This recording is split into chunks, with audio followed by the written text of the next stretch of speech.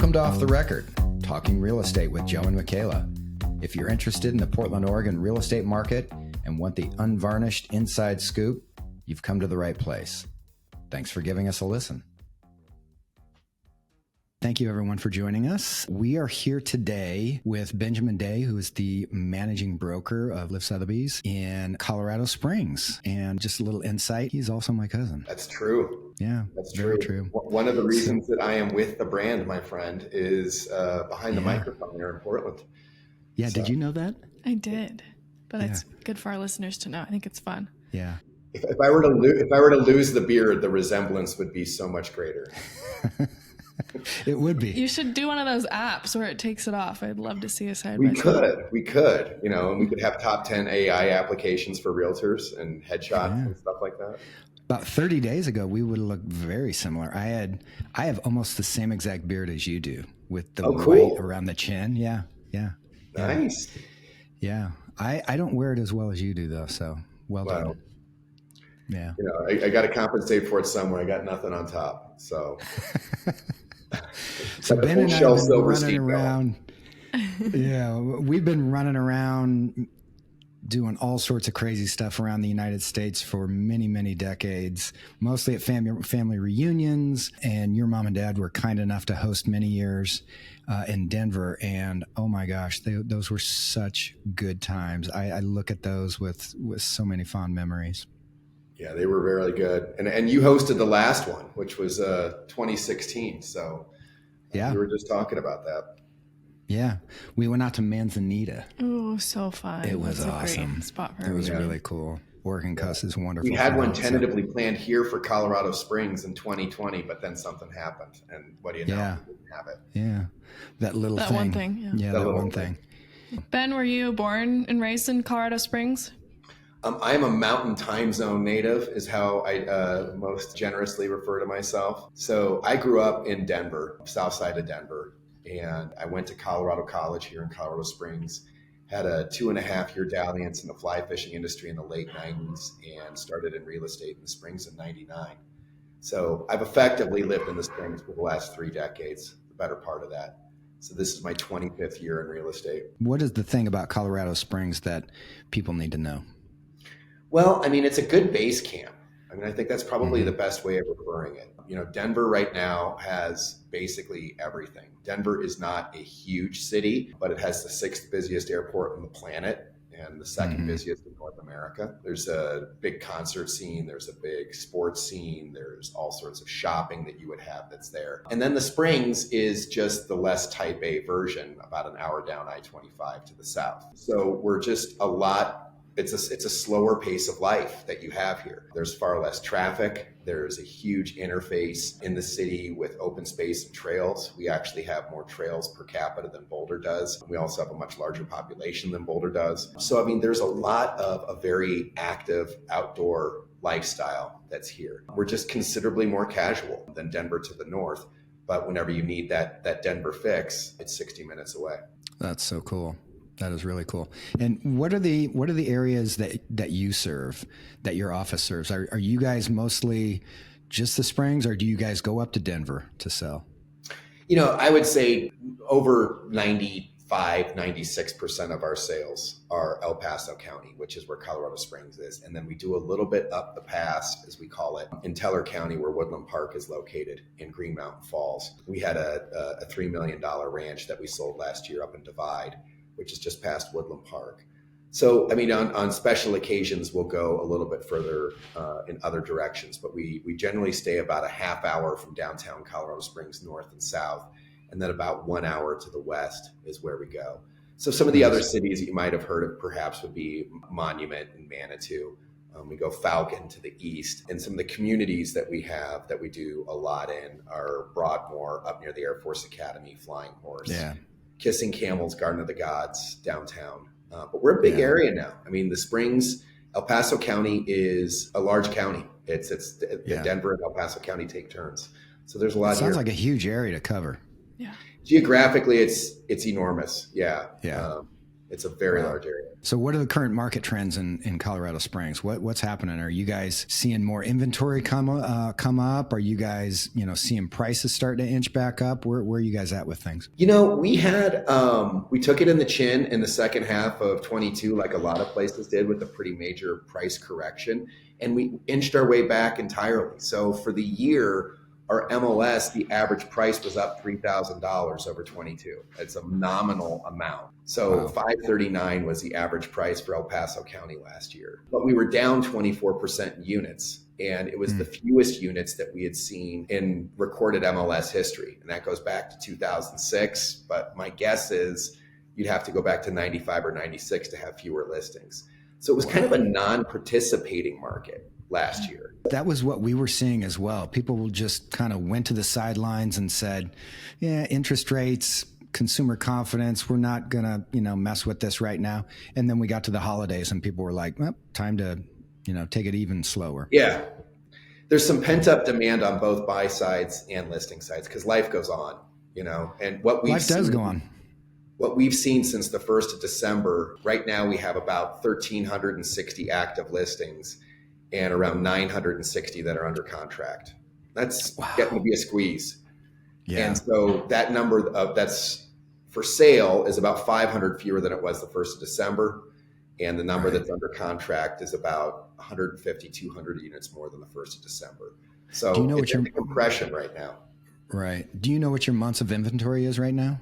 Technically speaking, January is going to be the slowest month of the year for closed sales. If you're measuring off of solds, we're going to be at about 2.7 months of inventory. But when you look at it on the actives to the pendings, you can see that the immediacy of the market right now is a lot tighter. Interesting. What should buyers know about your marketplace with that? They need to shop with a strategy, first and foremost. Colorado Springs has a lot of great views and a lot of great access to trails and open space and those sorts of things. And that can be the eye candy that's listing a house. You want to make sure that what you're looking at is reality, is the best thing that's there. One of our big phrases is to go slow so that we can go fast. And spending a good hour of quality time before you get going. It's a ninja statement, Joe. But that idea of the strategy session, I think, is so helpful. This weekend I was out with buyers and we had a good hour and a half that we spent on Tuesday last week. And we went out and looked at 2 properties on Saturday and we're waiting for a counter on one of them. We've got an offer that's out. So, we want to make people's time well spent so that they know what they're looking for properly. Right. And that's a good reminder. Colorado Springs is the home of Ninja, which is Fort Collins is, but Liv is the home of Ninja for Sotheby's International Realty. So we're the ones who are big pals with Larry Kendall. So yeah. And Larry's such a great guy. They do an amazing job there. And boy, they're just a powerhouse with how they push that message out. And I think it's a great message for our industry. So cool. Liv made the commitment with us as managing brokers that we went through a 3-year certified Ninja management program. And so we got all of our certifications done last July. So every managing broker throughout Liv has gone through it. So we're kind of drink the Kool-Aid with 3 hands if you can, I went through that about 10 years ago and got certified.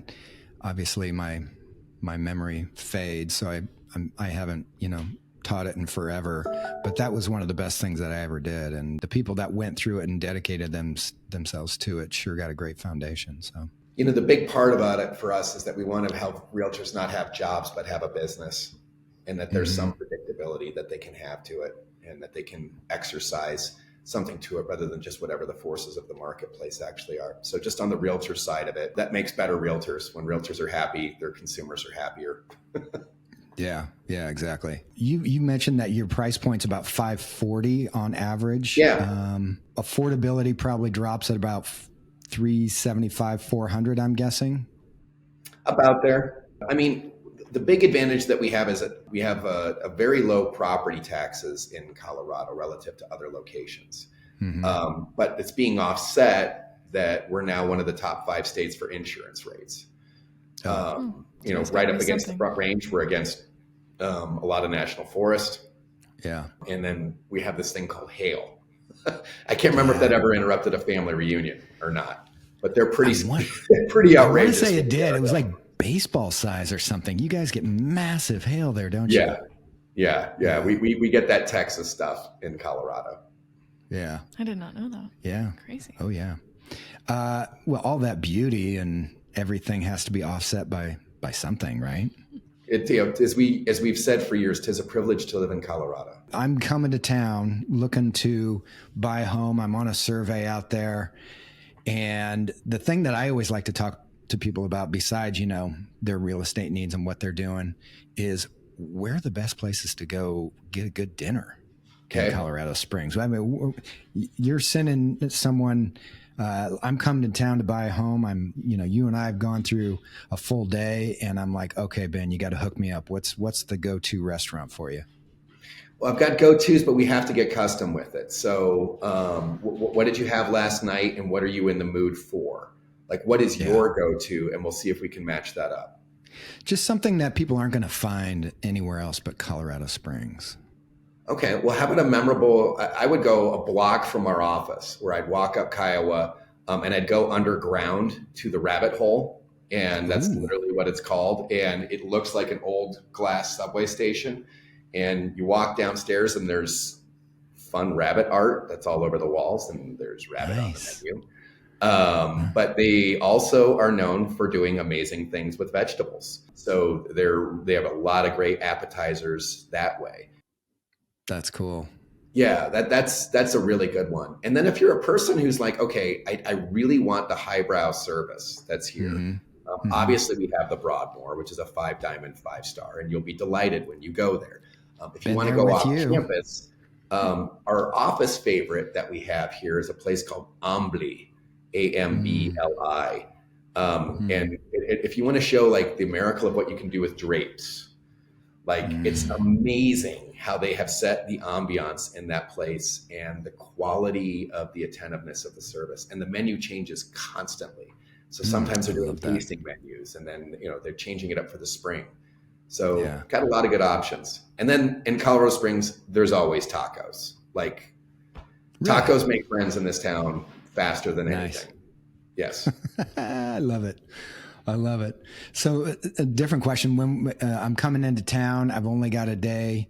What are the 2 or 3 spots that I need to go see? And it doesn't have to be in Colorado Springs, but a short drive away is fine as well. I'm guessing it's mostly nature or beautiful, absolute scenery type things. But where would you go if you had a day and you could only go to 2 or 3 things? I think if you're seriously into sports, I'd go to the United States Olympic Museum. That's right downtown. That's about a third of the mile from our office. And that's a new signature building that we have downtown that has like the scoreboard from Lake Placid. And a lot of real amazing treasures that are inside. So the U.S. Olympic Committee in the United States, the Olympic Training Center, are headquartered here in Colorado Springs. It's hard to go and see much at the Olympic Training Museum, but at the training center. But the museum is extremely accessible for about anyone. And it's the Paralympic Museum also. So you go up on an elevator and it's ramped the entire way down, which is super cool. Rather than go to Garden of the Gods, which is a drive-through park, I would probably go for at least a mile hike over in Red Rocks, which is right below Manitou. And it's like Garden of the Gods without cars.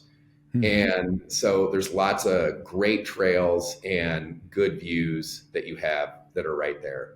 And then, if you go to the Olympic Museum, I poke around downtown. We have a whole mess of great little shops, restaurants, boutiques, and places like that, some good bookstores. Great place to spend a few hours. Very cool. I know. Wow. So would you recommend visiting in the winter or the summer? I think either is pretty good. I mean, right now it's 58 degrees and sunny outside. We had 8 inches of snow on Friday. So, I mean, Colorado weather is very hard to get your choice from. Our hottest month of the year is going to be June, and July and August are really nice. Usually have thunderstorms that cool things off in the afternoon. And it just makes, and they blow right through 1 hour of violence and lightning. And then it's, really nice and 78 degrees. Nice. So I think either season's going to be pretty good for you. Nice. Well, I can't wait to visit. Hopefully we can get the family together out there sooner than later. And we really appreciate your time, Ben. Yeah, bud. Mentor, consultant, ninja master, top producer, You're all of it, buddy. Hey, you've been an important part of the journey. I mean, when I first started thinking about doing this business, you were driving your Maxima to some listing appointment. And I called you and you were giving me the whole lowdown of what I needed to do next. So that was back in 99. So thank you. That was a long time ago, buddy. But yeah, you have killed it. And thank you so much. And thank you so much for being a part of our network. And anyone listening that has a need to place a client in Colorado Springs, Ben Day is your man. So thank you, Ben. We really appreciate it. I can help a lot around Colorado too. I love being air traffic control. So outstanding. Very nice of you. All right. Thanks for your time. Take care. All the best to the family. All right. Cheers. Bye. Thanks for joining us today. If you're interested in finding out more about Joe, myself, or the Liv Portland team, you can go to livportland.com. Thanks for giving us a listen, and see you next time on the Off the Record podcast.